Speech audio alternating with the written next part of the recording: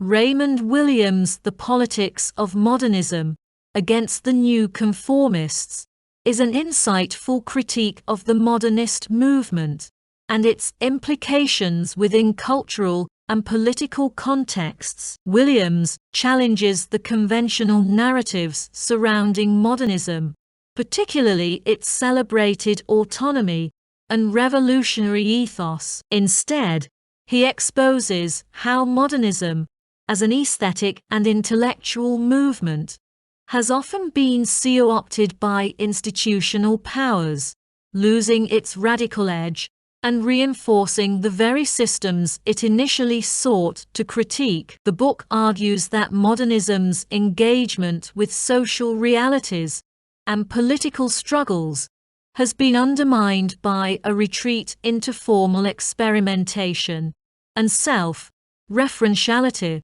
a trend he sees as symptomatic of broader ideological shifts in the 20th century. Williams begins by contextualizing modernism within the historical transformations of the late 19th and early 20th centuries. The rise of industrial capitalism, urbanization, and the dislocation of traditional social structures created the conditions for modernism's emergence. Artists and writers responded to these upheavals by rejecting conventional forms and seeking new ways to express the complexities of a rapidly changing world. However, Williams argues that this response was not uniformly radical or progressive. Modernism, while innovative, often operated within a framework of elitism and detachment, positioning itself as an aesthetic rebellion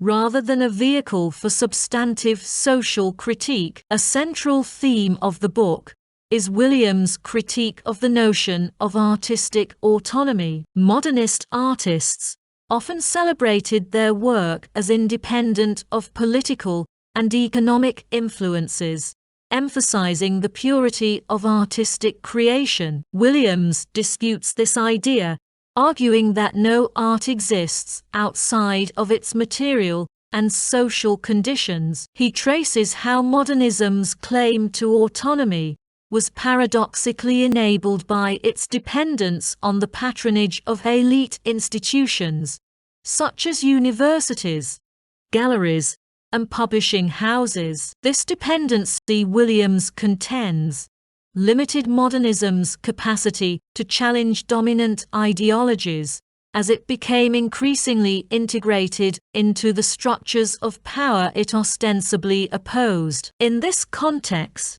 Williams critiques the new conformists, a term he uses to describe intellectuals and cultural critics who perpetuate modernism's depoliticized legacy. These figures, according to Williams, uphold modernism as the pinnacle of cultural achievement, while ignoring its complicity in sustaining social inequalities. By focusing on form and abstraction, they obscure the material realities and political struggles that should be central to cultural analysis. Williams calls for a return to a more engaged and socially conscious approach to art and criticism, one that recognizes the interconnectedness of culture, politics, and economics. Williams also explores the ideological implications of modernism's dominance in the cultural sphere. He argues that the valorization of modernism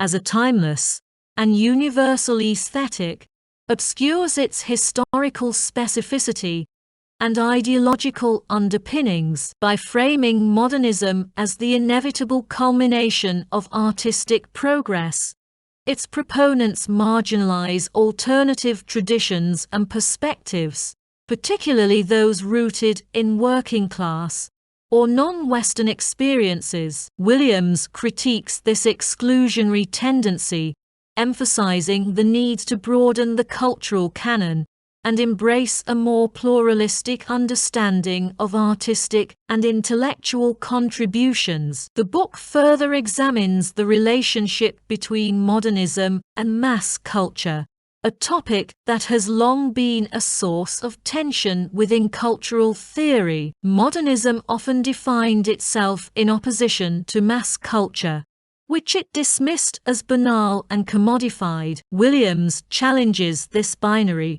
arguing that it reflects a hierarchical and elitist view of culture. He suggests that the boundary between high art and popular culture is not as rigid as modernist critics claim, and that meaningful artistic expression can emerge from both domains. By rejecting the elitism of modernism, Williams advocates for a more inclusive and democratic approach to cultural production and critique. One of Williams' most compelling arguments is his assertion that the cultural practices of ordinary people are a vital source of creativity and resistance. He critiques modernism's tendency to dismiss popular and folk traditions as inferior or outdated, highlighting the richness and diversity of these cultural forms. For Williams, reclaiming these traditions